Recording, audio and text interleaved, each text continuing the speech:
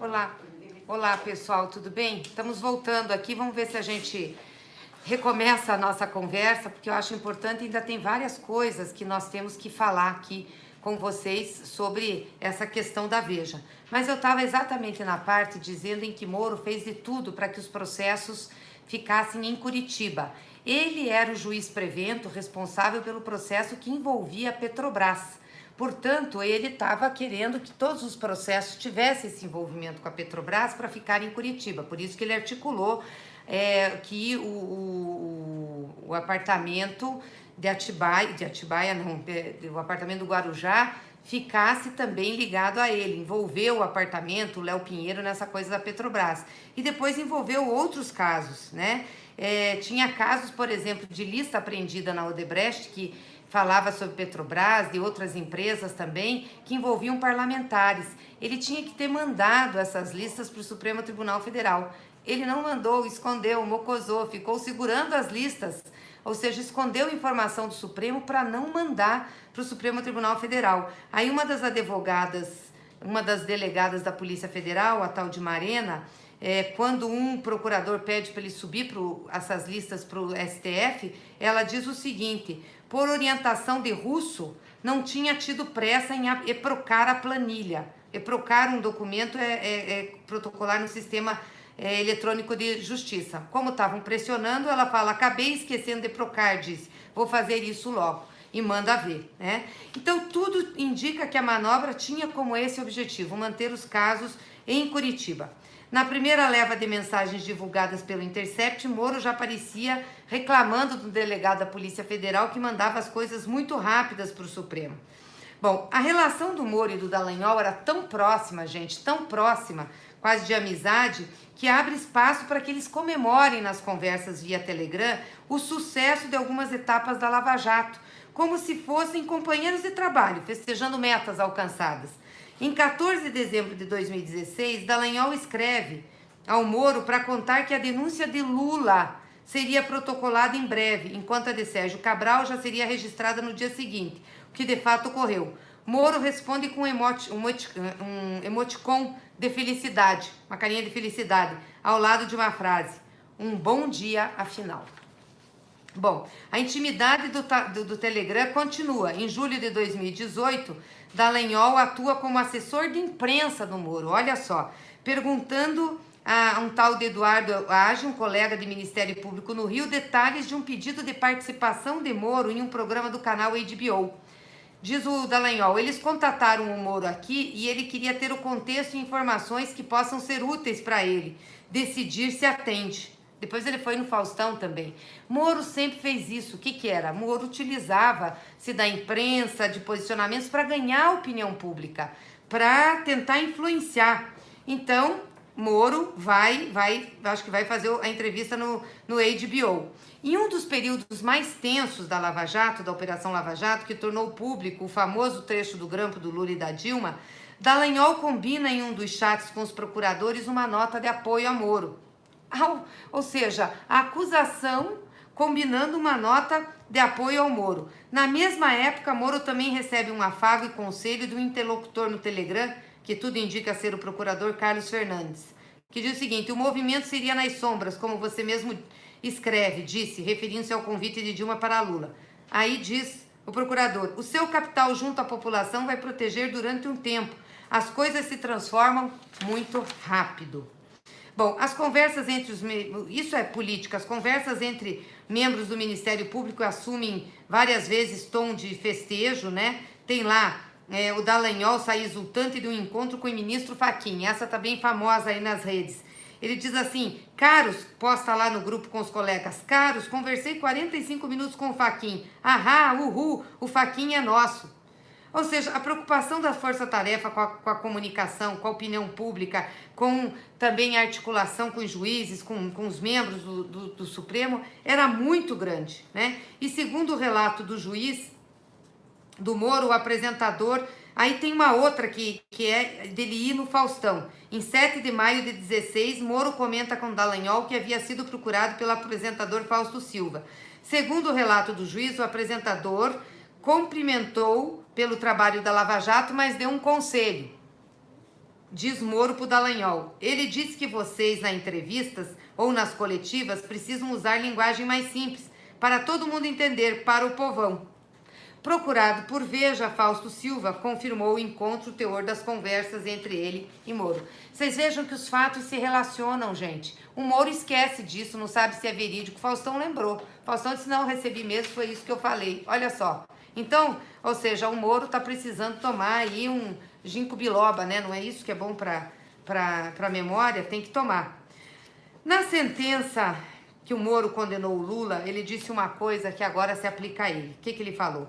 Não importa quão alto você esteja, a lei ainda está acima de você.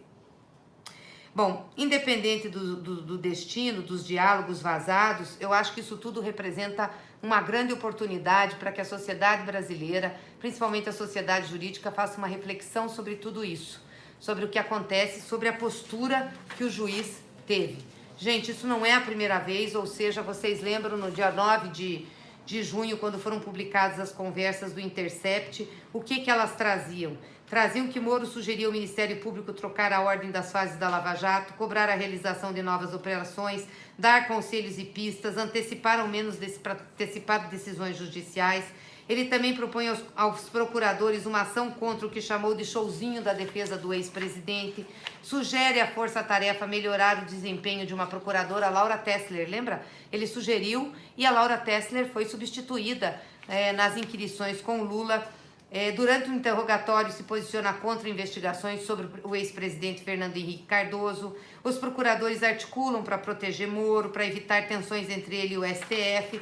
Ou seja, isso tudo nós já tínhamos visto na primeira revelação do Intercept. E depois teve a da Folha de São Paulo e agora tem essa da Veja. Gente, é muito grave, gravíssimo isso que nós estamos vendo.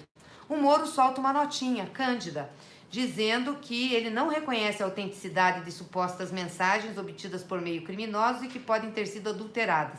Lamenta que a revista se recusou a encaminhar a cópia das mensagens e tenha condicionado a apresentação das mensagens à concessão de uma entrevista.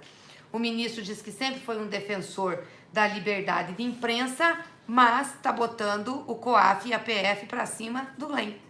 Como que ele é defensor da liberdade de imprensa se ele está colocando o COAF e está colocando a Polícia Federal para cima do Glenn? Aliás, teve, inclusive aqui na Câmara, uma audiência pública na Comissão de Direitos Humanos para fazer uma solidariedade ao Glenn. Em uma nota conjunta da Comissão dos Direitos Humanos e da Câmara com os parlamentares, se decidiu fazer uma ação, uma representação no Ministério Público para proteger o Glenn, para que o Glenn não possa ser objeto dessas investidas do Moro. Ele aqui na Câmara, quando veio, foi perguntado sobre isso e disse, não sei se está acontecendo, a Polícia Federal tem autonomia, não me fala das ações, assim como o COAF não pertence ao Ministério da Justiça. Interessante que a Polícia Federal não falou para ele dessas ações contra o Glenn, mas falou das ações contra o Queiroz, né? Da investigação contra o Queiroz. Vocês lembram? Isso é gravíssimo. Sabe por quê? Não sei se vocês viram, mas agora, no dia 28 de junho, Jair Bolsonaro, lá no Japão, deu uma entrevista. E sabe o que o Jair Bolsonaro falou nessa entrevista?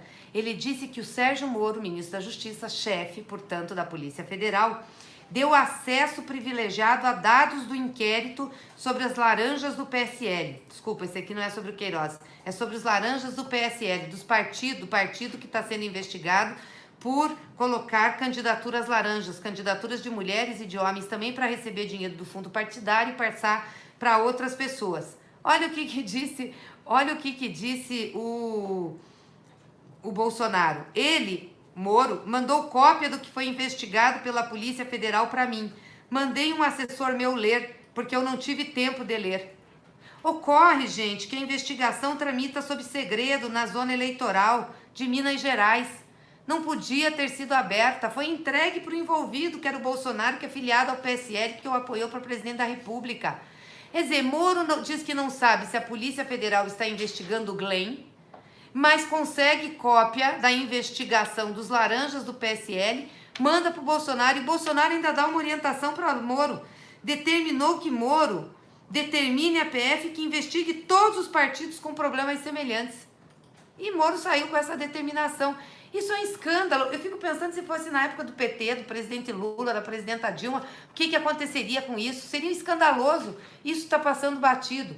Mas nós estamos entrando com uma representação na Procuradoria-Geral. Isso aqui também configura crime de responsabilidade, é seríssimo. Nós vamos ter reunião no início da semana para ver todas as providências e medidas que nós temos que tomar. Aliás, em relação a isso, em relação aos vazamentos da Veja, porque tem já sendo colhida assinaturas uma CPI do Moro, uma CPI para investigar isso tudo que o Moro faz como juiz, que é ilegal. E eu espero que a gente consiga as assinaturas para que realmente a gente possa investigar Sérgio Moro, investigar as barbaridades e as ilegalidades. E, aliás, ele nos faz passar vergonha internacional. Olha aqui o New York Times, o que disse? Uma matéria do New York Times. Para onde você corre quando os cruzados anticorrupção são sujos? No caso, Sérgio Moro, os procuradores. E o New York Times é um dos principais jornais do mundo. Afirma que as mensagens vazadas mostram que Moro frequentemente ultrapassou seu papel de juiz. Os vazamentos revelam um juiz imoral que se uniu a procuradores a fim de prender e condenar indivíduos que já consideravam culpados. Ele já considerava e queriam prender, sem antes fazer uma investigação e um processo certo. Isso tudo, é claro, altamente imoral, se não totalmente ilegal. Não viola nada menos que a Declaração Universal dos Direitos Humanos. Quem diz isso é o The New York Times.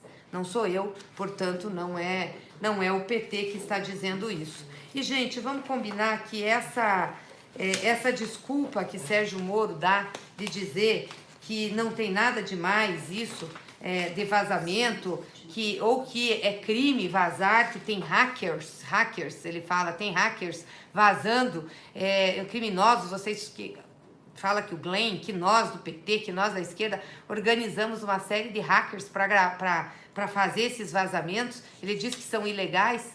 Ora, é mais ilegal do que um agente público vazar um documento sigiloso para a imprensa, como eles fizeram tantas vezes na Operação Lava Jato, como ele vazou o grampo do Lula com a Dilma quando ele não podia, ele teria que ter remetido ao Supremo Tribunal Federal. Ele teria que, não podia também, porque já tinha passado o horário, que o grampo era legal. Quer dizer, então, não é criminoso o que agentes públicos, procuradores, juízes fizeram?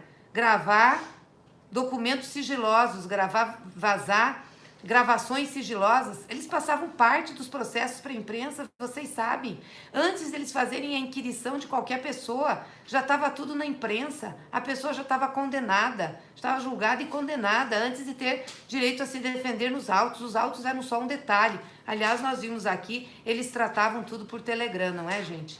Então, o caso é muito grave, requer da gente uma ação muito forte, muito firme, para que isso tudo seja investigado, para que seja passado a limpo, que com certeza isso também vai servir para toda a justiça brasileira, para que a gente possa coibir, não ter esse tipo de ação contra ninguém. É óbvio que acontece muito, principalmente contra a população pobre, atuações como essas, atuações que realmente o juiz tem parte, seja às vezes para defesa, seja às vezes para acusação, seja para liberar bandido, seja para prender inocente, e isso não vem a público, isso não vem a público para que a gente possa tomar providências, isso a gente sabe pela denúncia dos envolvidos, que muitas vezes não tem a força contundente de uma revelação como essa. Então eu espero que esse caso do Lula, essas revelações que estão aqui, elas possam servir para a gente corrigir todas as ilegalidades que acontecem no judiciário brasileiro, mas sobretudo agora para corrigir uma das principais ilegalidades que nós temos no país,